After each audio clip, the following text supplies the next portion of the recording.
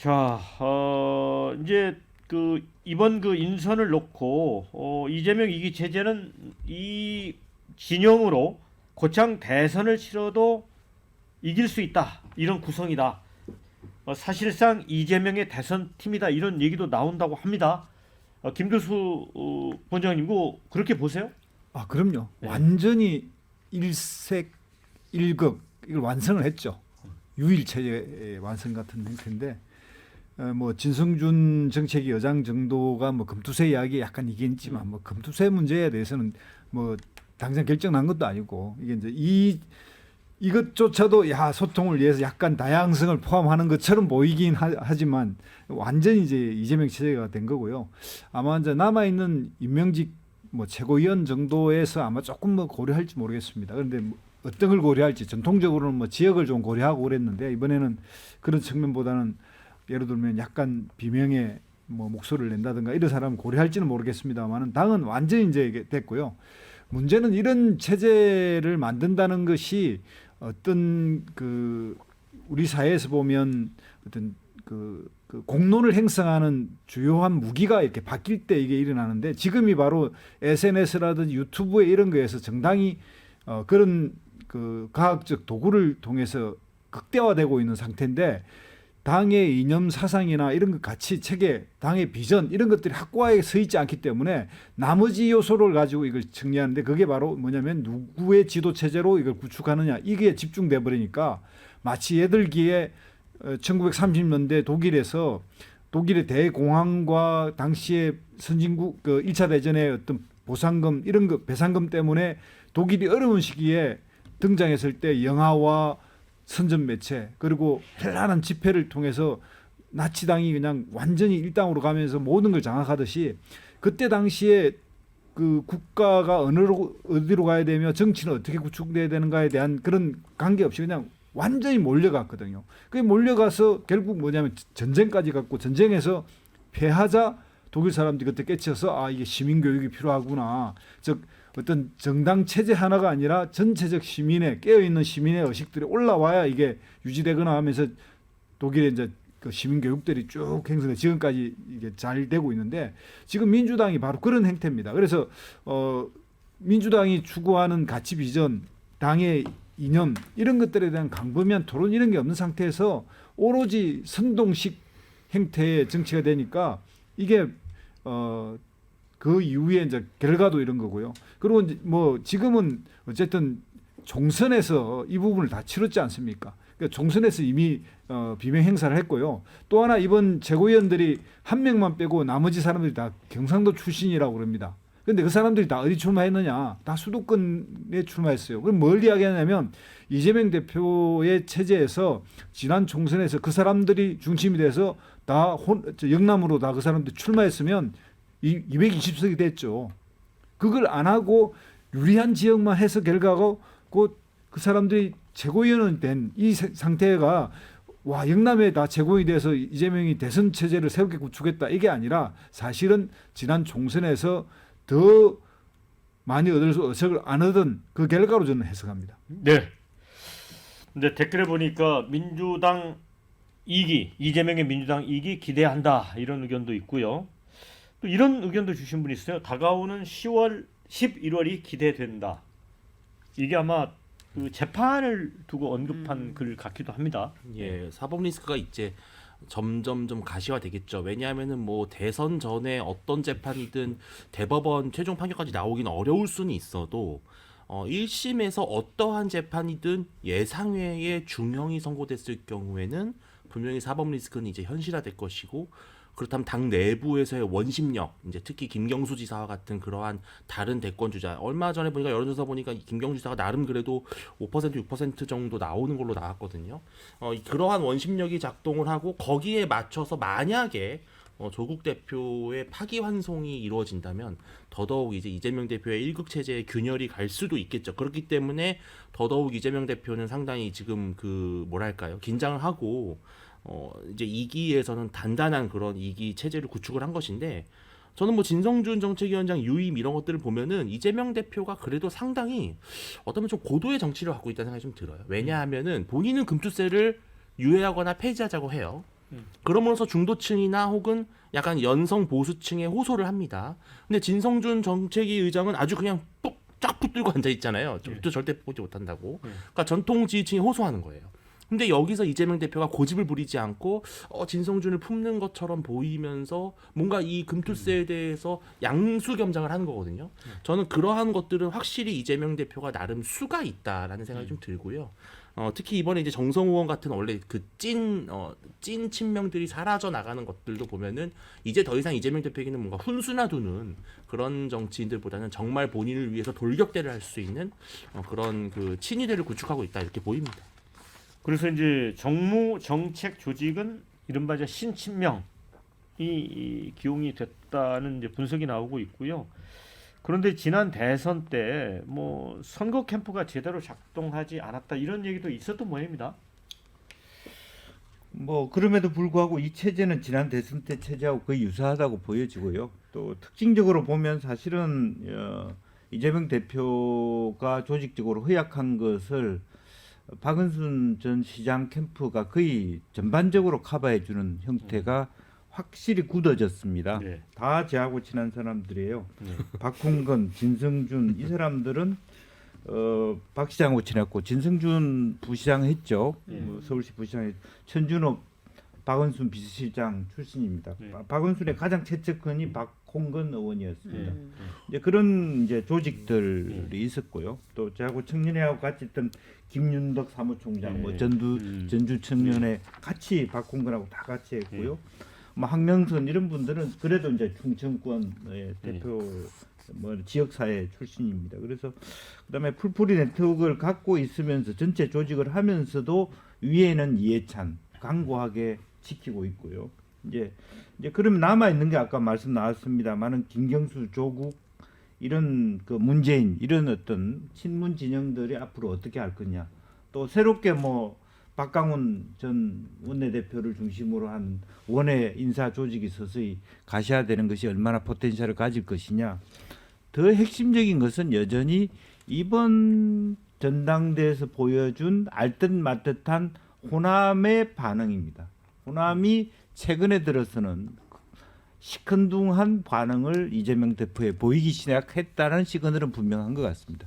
그전에는 진짜 압도적 지지를 했습니다. 진짜 이것은 뭐 누가 뭐라 할 수 없고 예컨대 뭐 저는 지난 총선에서 그래도 이낙연 전 총리한테 비례대표 한석을 줄 줄 알고 비례대표는 이낙연 당에 찍었습니다. 한석 정도는 만들어내지 않을까. 호남이 그래도 이낙연인데 한석도 안 줬습니다. 이제 그런 부분이 아마 남아있는 기간 10월 이후를 어떻게 이재명 대표가 안정적으로 타고 넘어가냐에 따라서 혹은 뭐 조국의 뭐 어떤 상황에 따라서 다른 대안을 찾기 시작할 수 있다라고 하는 측면에서 겉으로는 굉장히 견고해 보이지만 상당히 뭐 애석하게 이번에 뭐 많은 표 차이로 떨어졌습니다만 일반 여론조사에서 이재명과 김두관이 나왔던 것을 보면 그리고 최근에 이재명 대표가 압도적 지원을 마지막에 받았던 이유는 정봉주도 있지만 김경수 복근된 이후에 친명 체제가 더 강고하게 이재명에 대한 지원을 강화시킬 수밖에 없었다. 그렇지만 굉장히 여전히 유약한 측면이 그대로 노정되어 있다. 저는 그렇게 봅니다. 네. 그런데 이번에 이제 그 최고위원 선거에서 이제 민형배 재선 의원이 광주 출신인데 탈락했잖아요. 7위였어요. 그래서 우리 댓글에도 지명직 최고위원으로 민형배 구제해라. 호남이 한 명은 있어야지 뭐 이런 의견도 있거든요. 근데 글쎄 이렇게 될까요?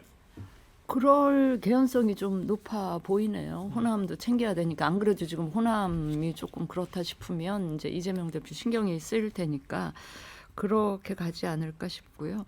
저는 이번에 그 진성준 금투세 관련해서 이재명 대표랑 다른 입장을 계속 보이고 있는 진성준 정책위 의장을 그대로 유임시키는 거를 그냥 뭐 다양성, 뭐 포용 이렇게 보셨는데 저는 이거야말로 약속 대련인 것 같아요. 네.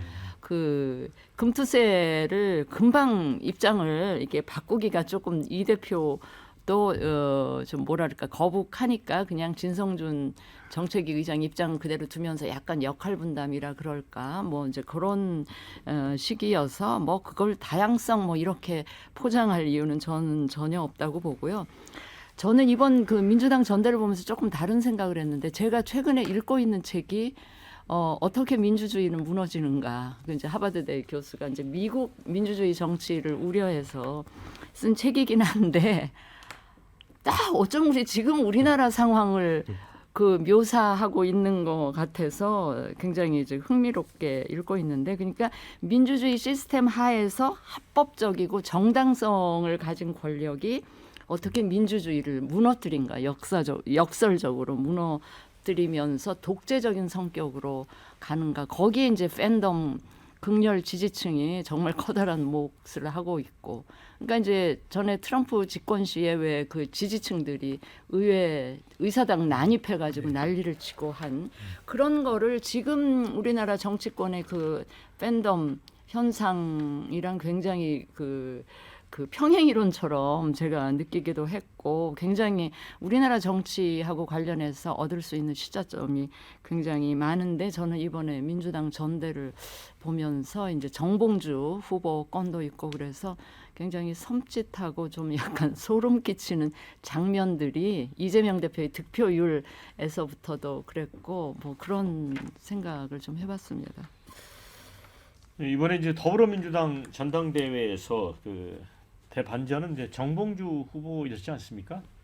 처음에 이제 제주도를 시작으로 1위로 이제 질주를 하다가 최종은 이제 6위로 이제 급락하면서 이제 탈락해 버렸습니다.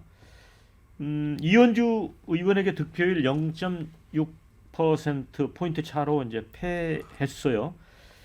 이제 정봉주를 떨어뜨리자 막판 강성 객달들의 응집력 이게 예상을 뛰어넘은 겁니다. 근데 이를 두고 뭐 민주당 안에서는 민주당원들의 집단 지성이 발휘가 됐다 이렇게 이제 주장하는 분도 있고 반면에 이제 정봉주 의원 측은 이 대표가 직접 선거에 개입한 거 아니냐 이렇게 의심을 합니다. 이 대표를 비롯해서 이제 경기도 라인으로 불리는 이 대표 측근들이 특정 후보를 찍어야 한다면서 전화를 돌리거나 전국을 돌아다니며 좌포치기를 했다. 이 활동들이 막판 전국적인 움직임으로 커졌다 이렇게 폭로도 했습니다. 오늘 이제 박홍근 의원은 자업자득의 결과다 이렇게 평가하지 않을 수 없다라고 했습니다. 자, 이거를 이 선거 결과에 대해서 이제 정봉주 의원은 또 쿨하게 받아들이고 있습니다. 그런데 계속 논란이 되고 있는데 이게 왜 그런가요? 저는 권리당원 투표에서 막판에 서울에서 이제 확 추락을 했잖아요. 근데 권리당원 투표야 뭐 당연히 저는 그럴 수 있다고 보는 것이 이른바 명파리 발언 이후에 이재명 대표 팬덤이 아주 강한 응집력을 보였고 특히 수도권을 중심으로 그러한 응집력이 강하게 분포되어 있기 때문에 저는 근데 여론조사가 되게 관건이었다고 생각을 해요. 사실은 여론조사에서 9% 정도가 나왔는데 우리가 이제 우리 일반 국민들께서는 전당대회에서 치러지는 여론조사에 대해서 마치 우리가 시중에서 보는 그런 여론조사랑 비슷하게 이루어질 거라고 생각을 하시는데 민주당 여론조사 같은 경우는 아주 금방 표본이 찹니다. 그러니까 이제 거의 선착순이에요. 이제 국민의힘 같은 경우는 이제 취약한 부분, 호남 아니면 이제 20, 30대 여성 이런 부분을 마지막에 할당량을 채우지 못해서 다음 날까지 넘어가고 뭐 결국엔 나중에 그 분포도를 조정하는 그러한 절차를 거치는데 민주당 같은 경우는 심지어 60대 뭐 남성 이런 경우에도 표본이 금방 차기 때문에 저는 민주당 지지층 혹은 무당층 이 층을 상대로 했던 여론조사에서 거의 선착순으로 그 안에서도 결국은 약간 좀 극렬 지지층들이 빨리빨리 전화를 받아버렸고 거기서 그냥 아주 정봉주 후보를 강하게 심판한 것 같아요. 여론조사에서 완전히 무너졌거든요. 저는 그래서 이번에 권리당원이 아니라 오히려 개딸의 여론조사에 강한 참여도가 정봉주 후보를 끌어내린 관건이었다. 저는 그렇게 봅니다. 부원장님 어떻게 보세요? 일단 뭐 정봉주 의원이 그 선거 전략이나 이런 발언들이 아주 뭐 체계를 계산해서 잘했다 이러지는 그렇게 볼 수는 없을 것 같고요. 여러 가지 문제가 있었는데 이제 그래도 대부분의 이제 관측은 5위 안에는 들어가지 않겠나 이랬는데 문제는 뭐냐면 1인 2표를 찍는데 5위 밖으로 떨어뜨리려면 누구를 끌어올려야 된다는 건 현재에서는 너무나 잘 알아요. 그러니까 지금 현재 권리당원이나 이런 사람들의 투표율이 30%대 그리고 호남이 20%대 그 민주당에 얼마나 이 문제 본인 내에서 민주당 내에서는 뭐 최고위원 선거가 흥미진진하고 막 끝까지 누가 들어갈지 모르는 이런 엄청난 뭐 드라마틱한 뭐가 연출되는 것처럼 이야기했지만 국민들이 볼 때 관심도 없었고 그 상황 내에서 자기들 내에서 이 소동을 벌리니까 그게 즉각적으로 이렇게 반영이 된 거죠. 그래서 이게 집단 지성이라고 이야기하면 집단 지성을 좀 모독하는 거고 그냥 집단 강란으로 가까이 보이거든요. 그리고 실제 딱 좌표 찍어가지고 만들어낸 결과고요. 아까 말했지만 ARS 전화조사에서 민주당 지지자 그 외에 다 제한하는 거 아닙니까? 지지정당 없다 일부 하고 이 두 가지에서 투표하면 이번에 이 그 권리당원 투표 똑같은 게 나오죠. 왜냐하면 가장 적극적 사람들이 ARS 그 여론조사 응답을 해서 하는 거거든요. 그 결과가 ARS는 대체적인 전화 여론조사보다 더 강하게 나와요. 결과. 그러니까 정몽주가 탈락된 거고요.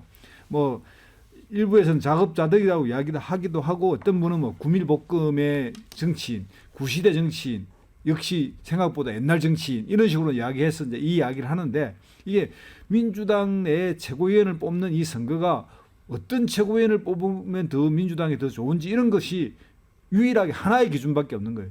이재명 대표를 도와주고 이재명 대표 한 팀인 사람만 뽑아야 된다 했기 때문에 거기에 벗어나간 사람에 대해서 일종의 응징을 하는 투표였기 때문에 이 자체 내에서 보면 자기들은 정당하지만 멀리서 보는 국민들 입장에서는 이게 최고위원 선거마저 최고위원이 자기의 장점이 뭔지를 이야기하는데 나는 이재명의 변호사가 되겠다. 이재명의 앞장서는 뭐가 되겠다. 이재명의 뭐가 되겠다. 이런 최고위원 선거를 난 처음 봤습니다. 그러니까 이게 민주당의 어떤 그 한 번 불꽃으로 확 타올랐지만 불꽃 타오르고 난 이후에는 제만 남죠. 네.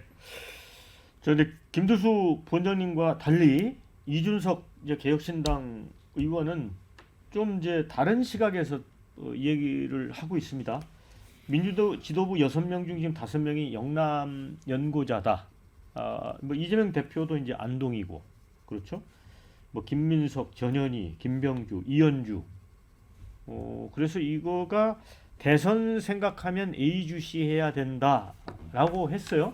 근데 뭐 좀 더 구체적으로 설명은 안 했는데 김영주 의원님이 이제 고향이 영남이시니까 이거는 어떤 뜻에서 한 얘기일까요?